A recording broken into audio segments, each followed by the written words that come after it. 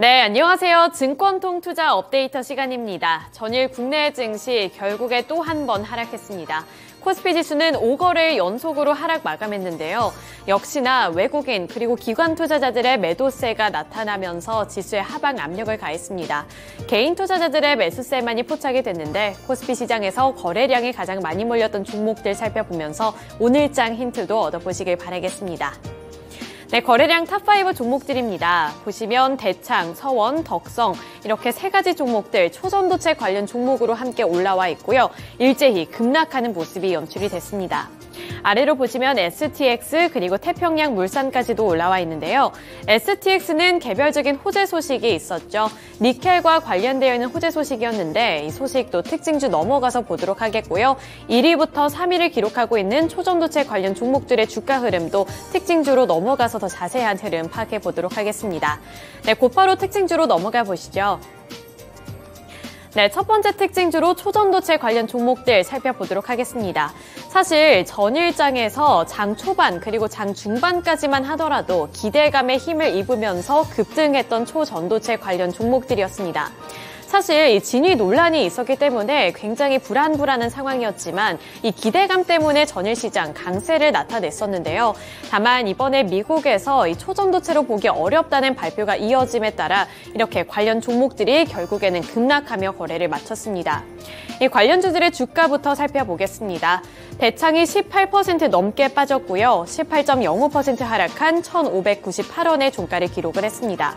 아래로 서원의 경우에도 24% 넘게 밀려난 가운데 종가는 1,869원을 기록을 했고요. 덕성의 경우 29.41% 하락하면서 8,400원을 기록했습니다. 또 화면에는 나와 있지 않지만 이 관련 종목들 전일 시장에서는 일제히 급락하는 흐름이 나타나면서 투자 심리가 악화가 됐다는 점도 시장의 특징으로 잡아볼 수가 있겠는데요. LK99에서 초전도성이 발견되지 않았다는 미국의 한 대학 연구소 발표에 따라서 이렇게 주가가 고꾸라지는 모습이 연출이 됐습니다. 장 직후부터는 10%에서 20%대 주가 상승률이 나타났지만 그 상승률을 모두 다 뱉어내며 거래를 마쳤다고 보시면 될 것 같은데요. 오후 들어서 미국의 메릴랜드 대학 응집물질이론센터가 LK99는 상온과 저온에서 초전도성이 확인되지 않는다며 우리는 게임이 끝났다고 믿는다고 발표를 했습니다. LK99는 초전도체가 아니라고 밝히면서 관련 종목들의 주가가 곤두박질 쳤다고 보시면 될 텐데요.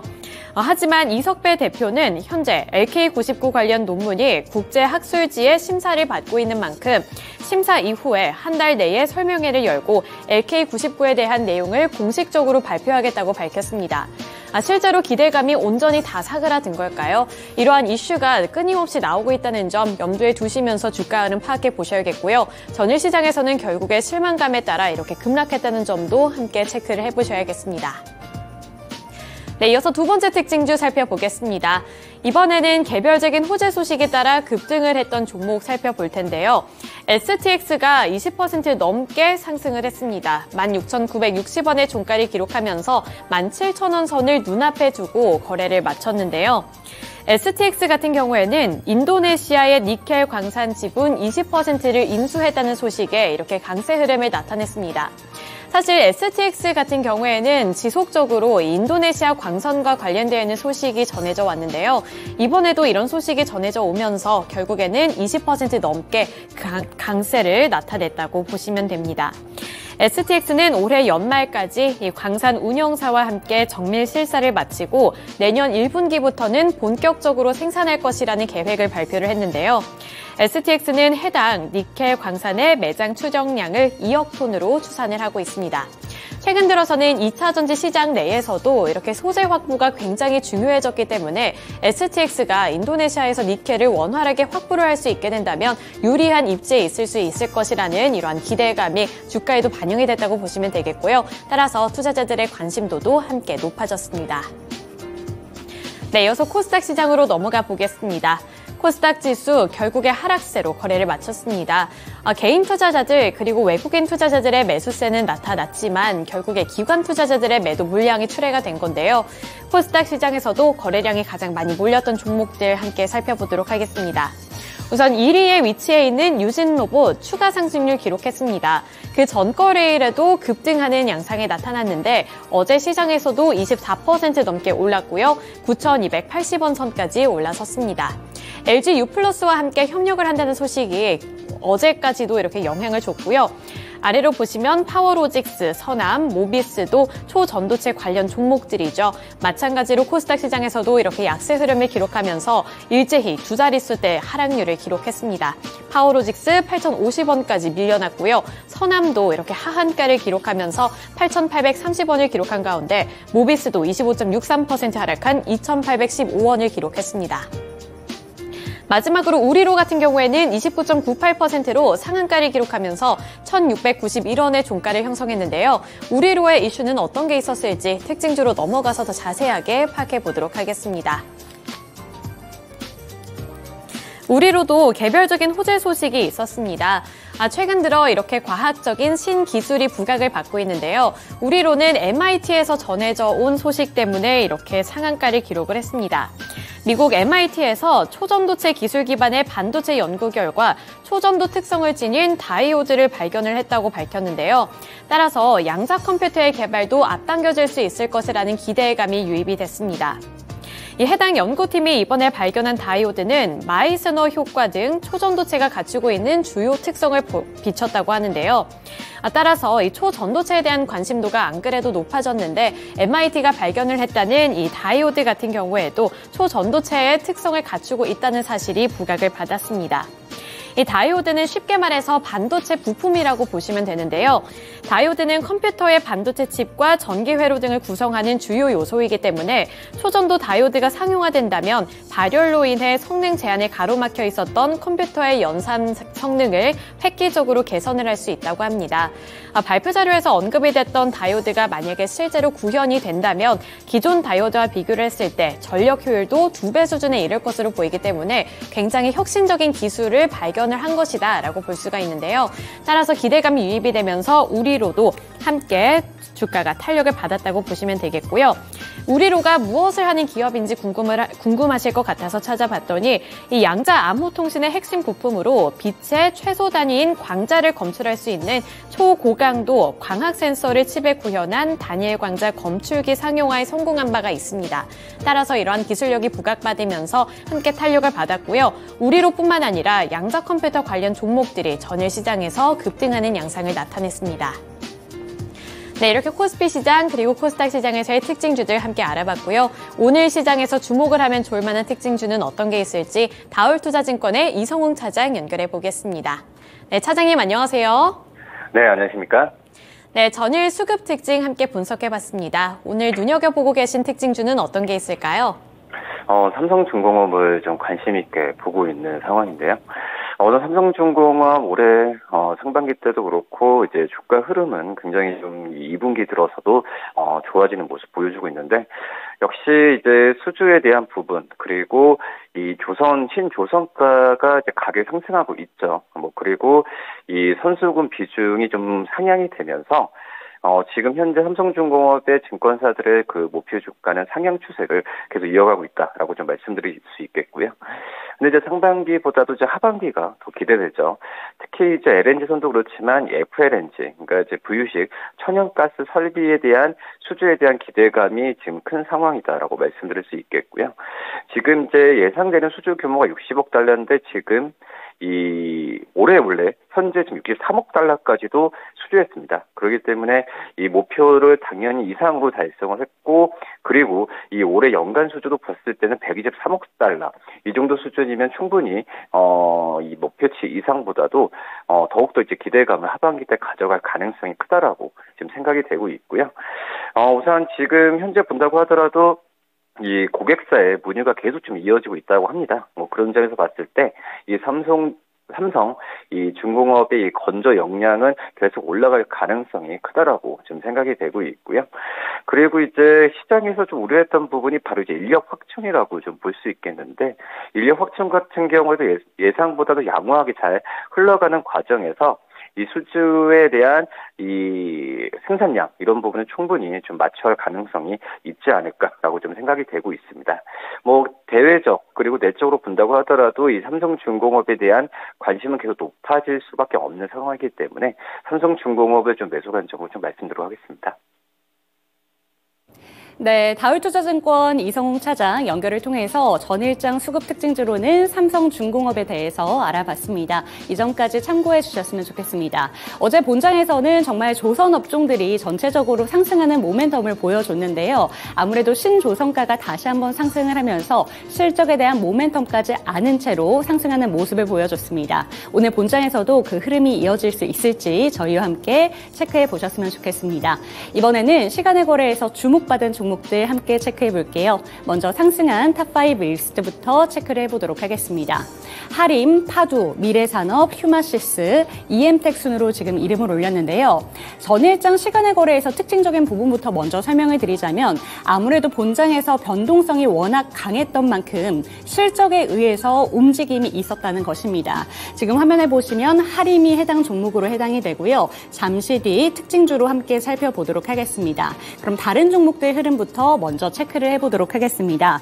먼저 휴마시스 함께 살펴볼게요. 코로나 재확산 우려에 따라서 최근에 주가의 급등이 있었는데요. 어제 본장에서는 코로나 재확산 우려에도 불구하고 11%대 약세로 거래를 마쳤습니다. 그렇기 때문에 투자자들은 시간의 거래에서는 매수세가 다시 한번 들어오면서 휴마시스 4.36%의 상승으로 2,995원으로 거래를 마쳤습니다. 미래산업도 함께 살펴보도록 하겠습니다.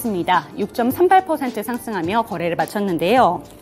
미래산업 같은 경우에는 지난달 리튬 신사업 진행을 위해서 체결했었던 양해각서의 후속 사항으로 샘플 테스트를 위한 나이지리아산 리튬 광석이 국내에 도착했다는 내용을 어제 보도를 통해서 밝혔습니다. 이 모멘텀이 시간의 거래에서도 그대로 유지가 되면서 6.38% 상승한 32,500원에 거래를 마쳤습니다. 그럼 장 마감 이후에 호실적을 발표한 하림의 실적에 대해서 한번 살펴보도록 하겠습니다. 하림은 특징주로 살펴볼 텐데요. 정규장에서는 0.18% 하락한 2,835원에 거래를 마쳤습니다. 하지만 장마감 이후에 호실적을 발표하면서 7.94% 상승하며 3,060원에 지금 거래를 마쳤는데요. 장마감 이후에 나온 공시에 따르면 매출액은 전년 동기 대비 16%대 상승을 보여줬고요. 영업이익이 무려 117% 상승을 했습니다. 순이익 부분도 함께 살펴볼 텐데요. 순이익 부분에서도 19%대의 상승을 보여주면서 투자자들의 매수세가 강하게 몰렸습니다. 이번에는 시간의 거래에서 약세를 보인 종목들도 함께 체크를 해보도록 하겠습니다. 약세를 보인 종목들도 역시나 실적에 의해서 지금 약세를 보인 종목들이 다수 있었는데요. 함께 살펴보도록 하겠습니다. 가장 상단에는 신성 델타테크, STX, 위메이드맥스, 덴티움, 위메이드 순으로 지금 이름을 올렸는데요.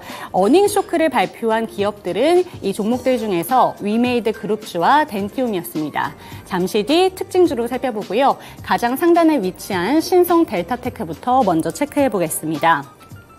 네, 신성 델타테크는 많은 분들 알고 계신 것처럼 초전도체 테마로 묶이면서 최근에 주가 급등이 엄청났던 종목이었습니다. 3거래일 동안 상한가를 기록했던 종목이기도 했는데요. 어제도 오후 2시 전까지는 급등세를 보여주다가 신성 델타테크 엄청난 급락을 보여주면서 마무리를 했습니다. 시간의 거래에서도 가장 많이 하락하는 모습을 보여줬는데요. 지금 신성 델타테크 외에도 다수의 종목들이 이름을 올렸습니다. 서원과 파워로직스, 비츠로테크, 국일신동, 고려제강 등 관련된 종목들이 미국 연구진이 LK99가 결국에는 초전도체가 아니다라는 결론에 지금 영향을 받으면서 약세로 일제히 거래를 마쳤습니다.